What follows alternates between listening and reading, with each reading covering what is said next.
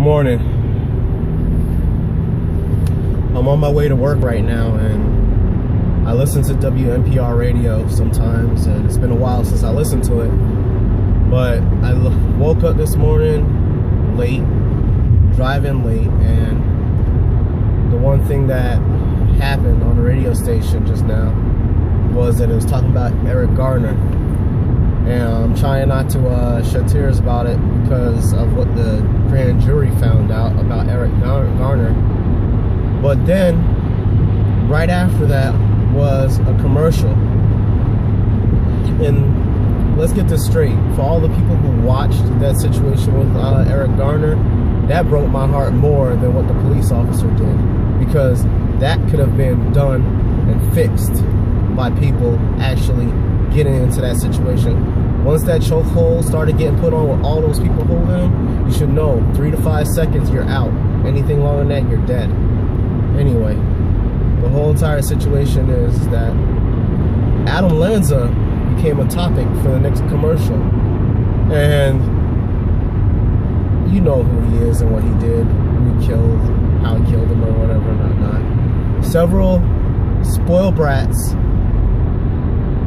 got the ability to get their weapons from their parents over the United States of America and have killed people. Now, those of us trained a lot better than that, we know what we're not supposed to do and why we're not supposed to do it. But they had the gall to bring this topic up and say, how did the system fail him? How did he fall through the system? How does any child fall through the system? How does any child go through the things that they went through? You know, when my godson was an infant, he showed me something very astounding. And to this day, I'm reminded of the brilliance that God places into the minds of children, their ability to perceive and to be able to tell certain things. Just from their spirit still having that in-tuneness that we lose over time because of lack of leadership and lack of shepherdism, somebody being able to train us up so that we can do the things of God the right way. Anyway, how does any child fall through the systems of crack? Falls through cracks. Not just a white child, not just a black child, not just Indian or whatnot. Because I mean, when you're impoverished, there's a higher chance of you not having certain things. This is true. But when you're a spoiled brat and everybody hands you everything and they deal with all your pouting and all your frustrations, all your claims and your comments and your crying, then you think that stuff is okay. When a child is corrected early on, they appreciate it. But the whole entire issue is not necessarily correcting a child, is do we observe children? Now, number one, anybody who's taken care of children or raised children or have dealt with children for a long period of time realize that children tend to act out the things that they see in the world. Conflict resolution, if you will.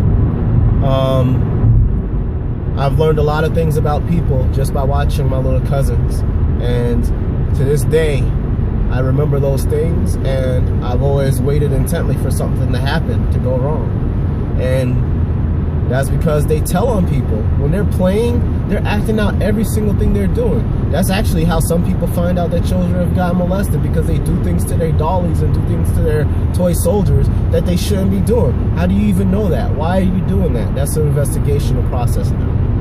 Now, there's times where school systems spend time doing witch hunts when they try to teach children about child abuse and stuff like that, and they actually come up with some stuff. And sometimes it's just a kid who was not trained correctly, speaking on things that they actually didn't understand and the school system didn't understand. In this case, though, the observation of a child is everything, man. The way that they're raised means a lot.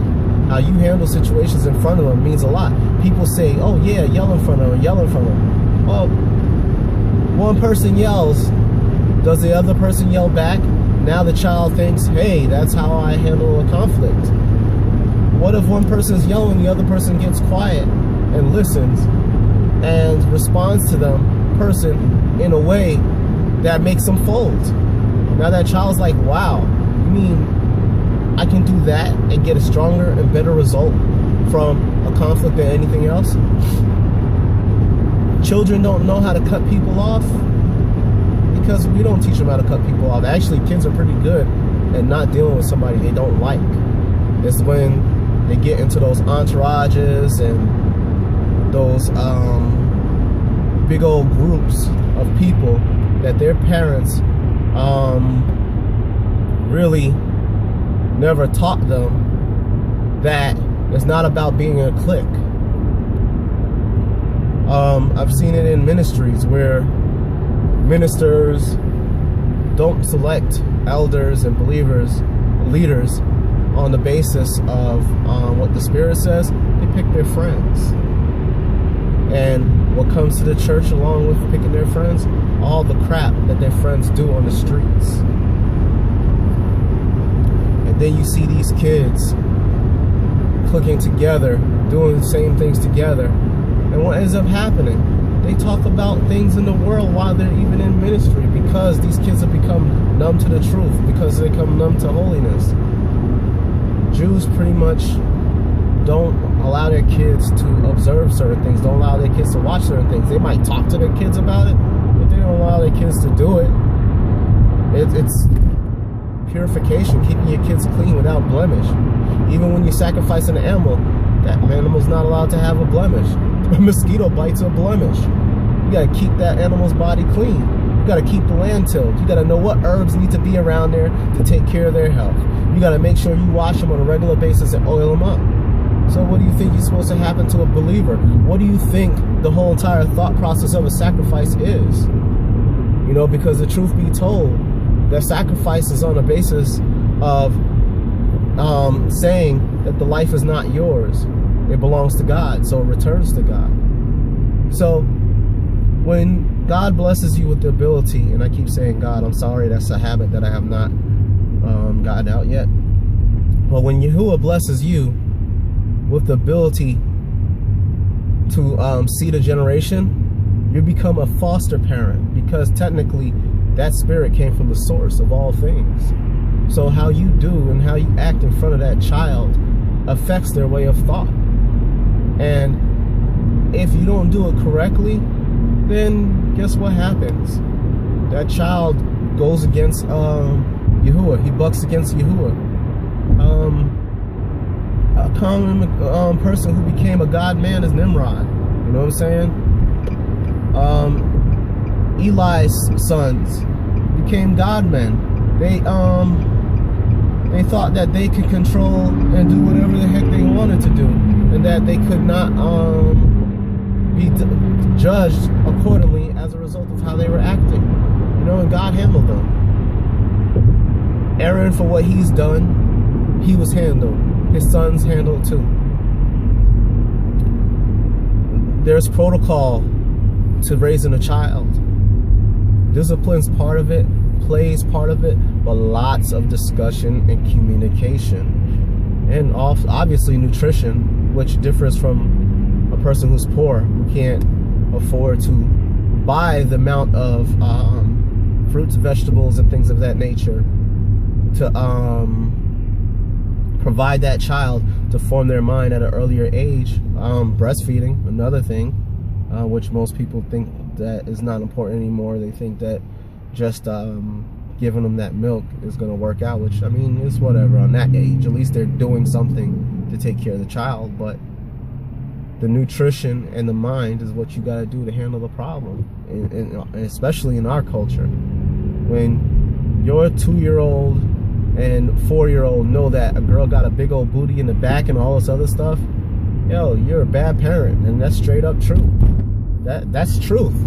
When your child's talking about anything sexual at an age of 2 and 4, or when they're pulling out guns to shoot at people at that age, they don't even have the understanding to respect it. And this is why little kids end up killing each other every single year. is written, teach your child wherever they should go, and they shall never part away from it. It's also written, trust in the Lord with all thine heart, and lead not into your own understanding. Acknowledge him in all your ways, and he shall make your path straight. John 1, in him is life, and this life is the light of all men. Though he created all things, no one recognized him. You know why? Because they were doing their own thing. They were not keeping the way. How are you gonna not recognize the source of all things if you're not keeping the way? So yes, little Adam Lanzas and all them other little kids is gonna do what they do. Michael Garner and Eric Garner and Michael and all those other guys, yeah, they did something wrong. But you don't know the history of the people that are even killing these kids and what they've been allowed to do their whole life. And I've seen some dudes that I think personally are crooked as heck, and they go into law enforcement. And dude, a lot of people get into that for the power struggle, to be able to decide what happens over anybody else's life. The weirdest things I used to see when I used to live in Atlanta, man, was see a cop out on the street walking around mad, and then start pulling on his gloves and tightening them and retightening them like he's waiting for you to mess up. And these are black people too, not just Caucasians, black people too. So I mean, you gotta even analyze what it means to make sure somebody doesn't fall through the cracks. It's the mind of the person, yo. If you don't formulate the mind of the people that are dealing with you on a daily basis, from a human services approach, then you're wrong. First and foremost, it's obvious that they need to know the word of truth. Now, you can know a lot of word and be a jerk face. And a lot of these Hebrew dudes out there and all these Messianics out there, when they talk, they talk paleo, like they can't be wrong, and they get attitudes and stuff like that. If they project that to their kids, then their kids is going to be monsters when they grow up, like serious monsters. And hearing that, you got to understand that parents of the past who went through much try to provide more for their kids.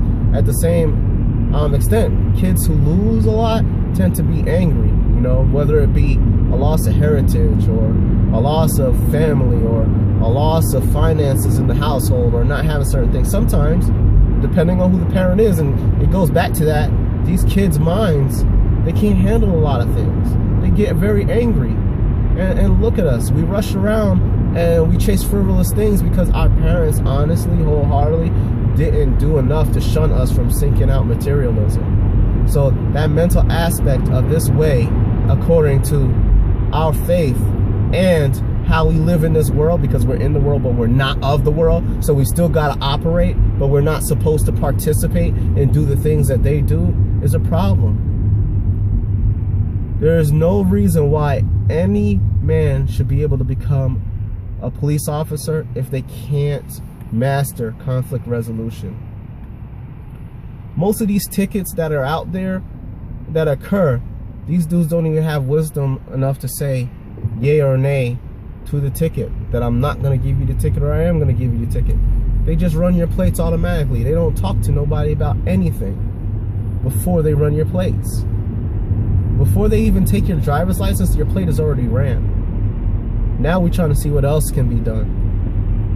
You know, you got to deal with the problem also that human services people who deal with the psyche and the mind of other people, they need even greater counseling than anyone else. At some point, the cup becomes too full and you have to leave. Even the Messiah separated so that he could fast and pray, you know. But you need intercession, you know. A whole entire nation of priests that were supposed to be designed to be prophets, to go out into the world, apostles to the world, to the nations, and they had the Levites, which were their own intercessors. And people to this day seem to not get that that was the whole entire function of the Levitical priesthood. It was a intercession thing, ability to be a go-between in between God and you, just in case you get disconnected. You know, a prophet should always be able to hear God if they're keeping the way that the Father is asking. Now, sometimes we all get a little misdirected, and a prophet might need another prophet to look out for them. You know what I'm saying? But the whole entire purpose was to obey God.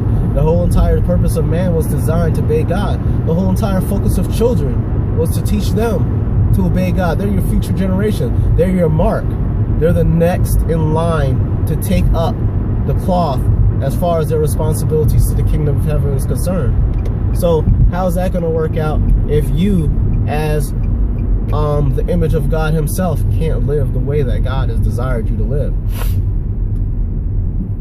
You out there talking about, don't hit him, don't yell, don't stop this, stop that, and then giving every single thing to this child who's going to become a brat who ain't going to do what they need to do. Maybe the whole entire issue is that you need to be able to show this child that it's not all about them in some instances. When they enter the school, it's all about them as far as their education is concerned. And the teachers need to be equipped with dealing with the minds of children, especially since overall, on average, you can have anywhere between 12 to 36 or 12 to 40 some odd people, 12 to 50 people in any class. I mean, that's an obvious thing. You know, the whole entire point is that the minds need to be dealt with. Sports are not really the best thing anymore as far as what they believe. Play has been downgraded and things of that nature. I have my mixed feelings about the whole competition aspect of it, but the thought process of being able to give these kids an escape is great. I used to have insomnia growing up, and boxing was my thing. That was to keep me out of trouble, so I wasn't hanging around people and sitting down in an area where I can go to jail because people were selling drugs and doing things that I did, that they did. And me being there, it doesn't matter if I was to get caught in that situation, then it goes on my record, and that ends up happening later, you know. But nowadays, I mean, who really wants to put that effort and time into anybody's kid, man? Who wants to? And why is it that everybody's always quick to complain about situations that they're not willing to fix themselves? I mean, we will cry day in, day out, every single day about what goes wrong in the world, and while it's going wrong, we come up with no motivated solutions to be able to fix the issues in our world. How is that working out for us? It's not working out good. We don't know what Adam Lanza was. We don't know how his father was, how his father trained him, if his father spent enough time with him when he was doing things that was wrong, just like we do. Was his parents laughing and joking, thinking it's cute? Or was he being told, no, that's wrong? Was he being popped on his hand to show that he wasn't doing what he was supposed to do? Please follow the road for a quarter of a mile. This is stuff I want to know.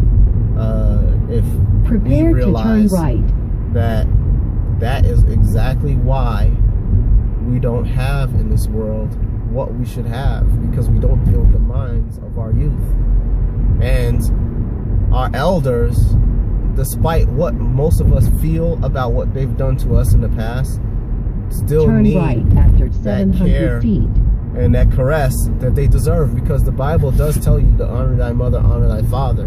Irregardless of anything, you're responsible of taking Please care of turn them. next right. And most of us do not do that and do not respect that whole entire aspect. Your kids see that too.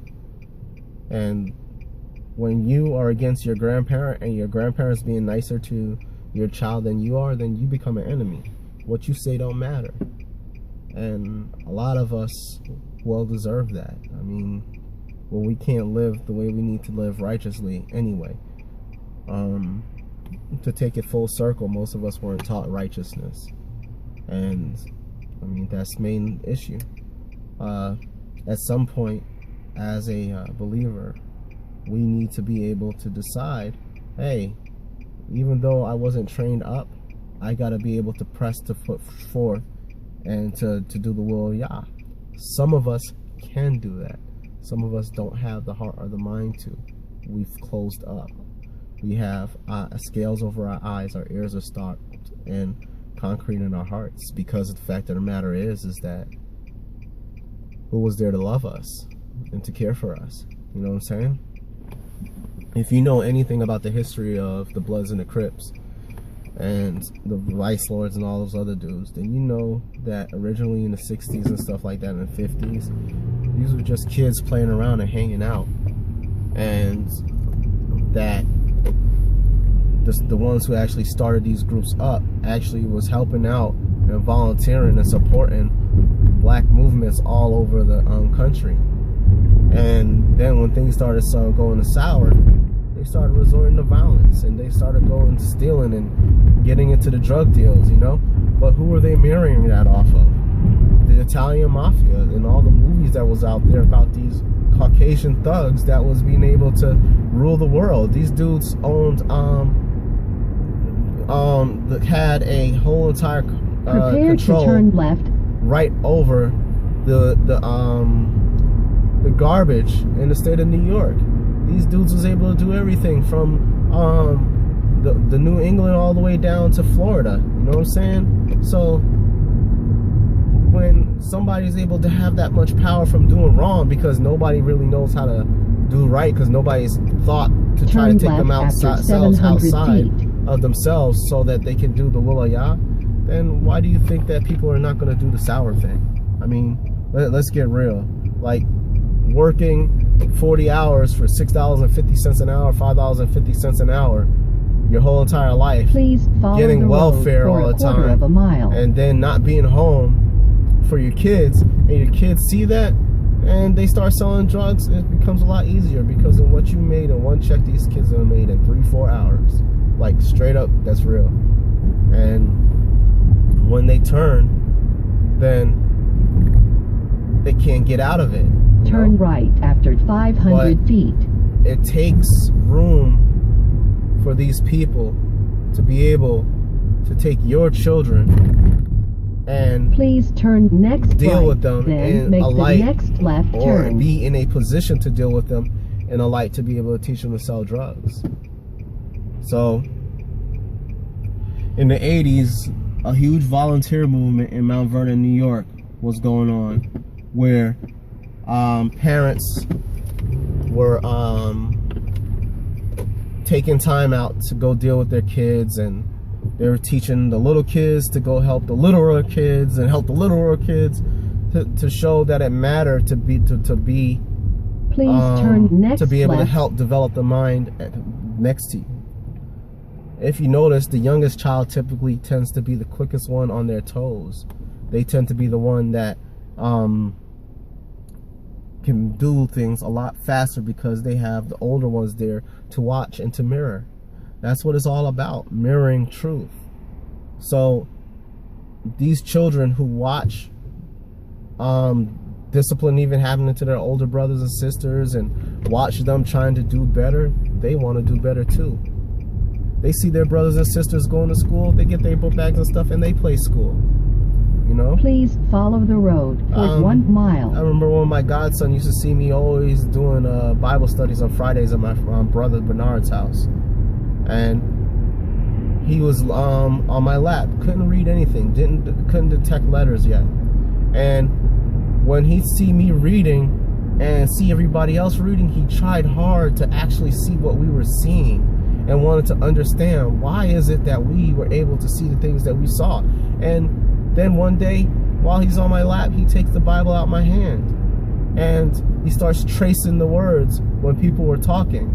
And while he's tracing the words and Bernard's talking, he's looking up to Bernard and he's mocking us, because he's trying to understand, he's trying to see what's the results of this, you know? I want to know what's the results of this, and I want to see the results of this. And that was the whole point of having Biblical Ninjas and having this page and having groups dedicated to being able to talk about this, but we tend to talk more about debating and going back and forth, and that's not cool, man. That is out of line. Why would you spend your life doing that when you can spend your life investing in changing the future for your siblings and the children around you? That's what I question. Why not do what it takes to change it?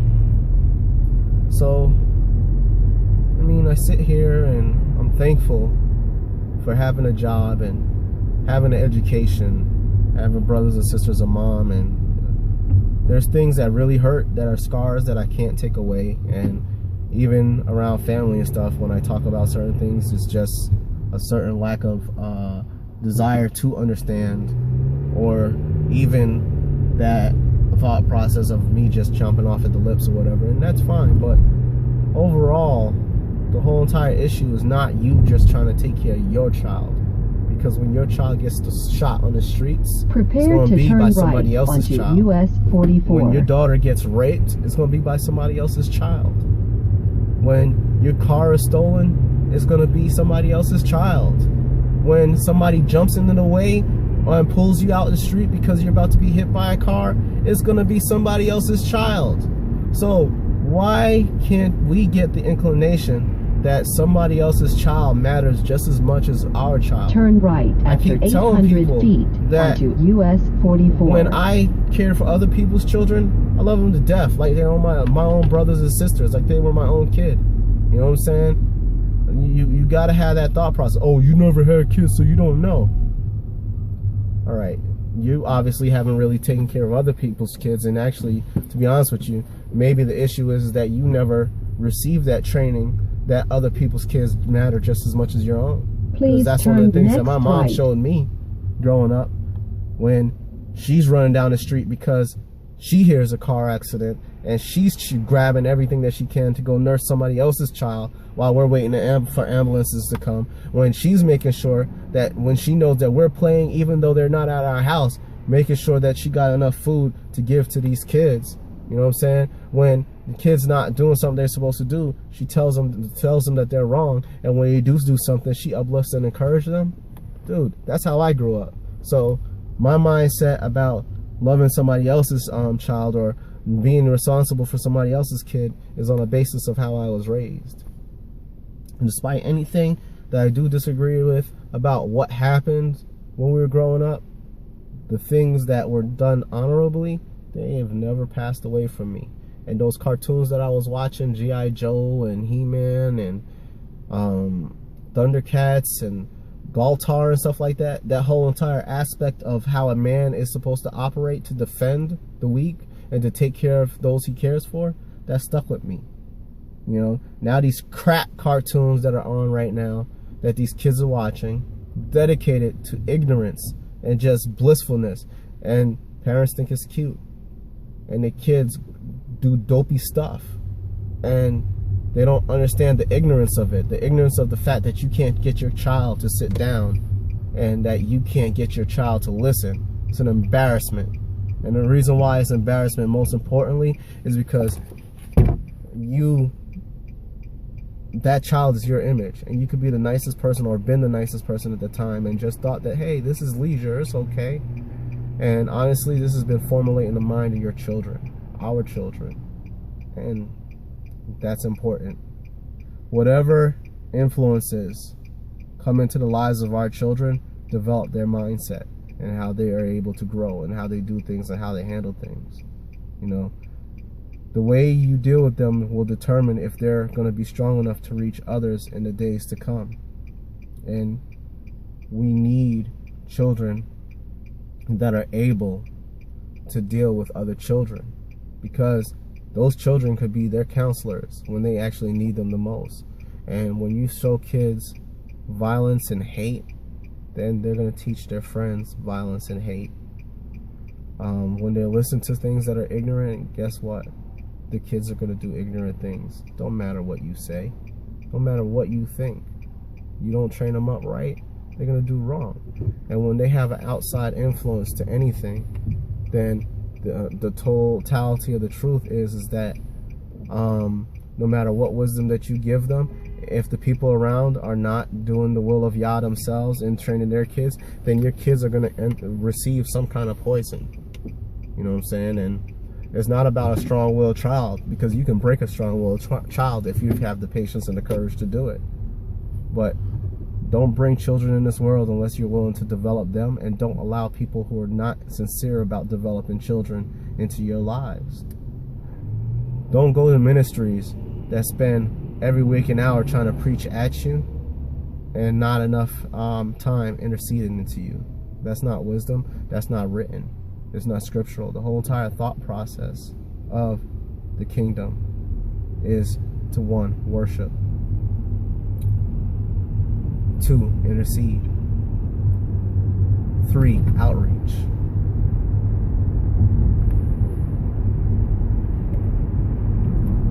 Those are the 3 keys to any good ministry.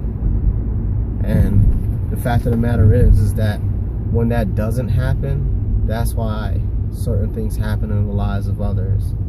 And honestly speaking, scripturally speaking, when we lack the understanding of what it means to be have a holy environment for our kingdom, whether it be on the basis of race or just belief, because actually that was the whole entire thought process, is that others would believe on your basis and turn to me. That's why the book is not just about Yisrael. If you saw my last video, me just reading, then you know that Assyrians and Egyptians are also future heirs as well, with what we have and what we're about to get, and there's more to come, you know. So I guess, when are we going to seek righteousness and not just attempt to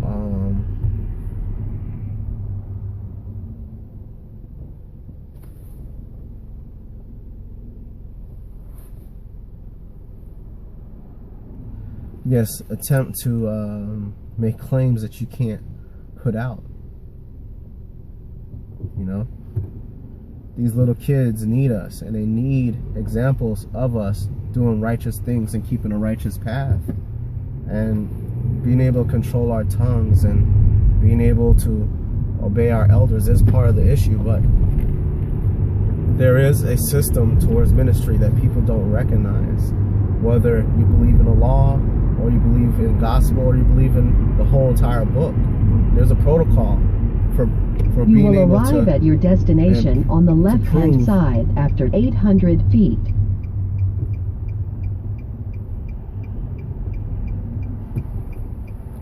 being able to prove that these people are the true people, you know.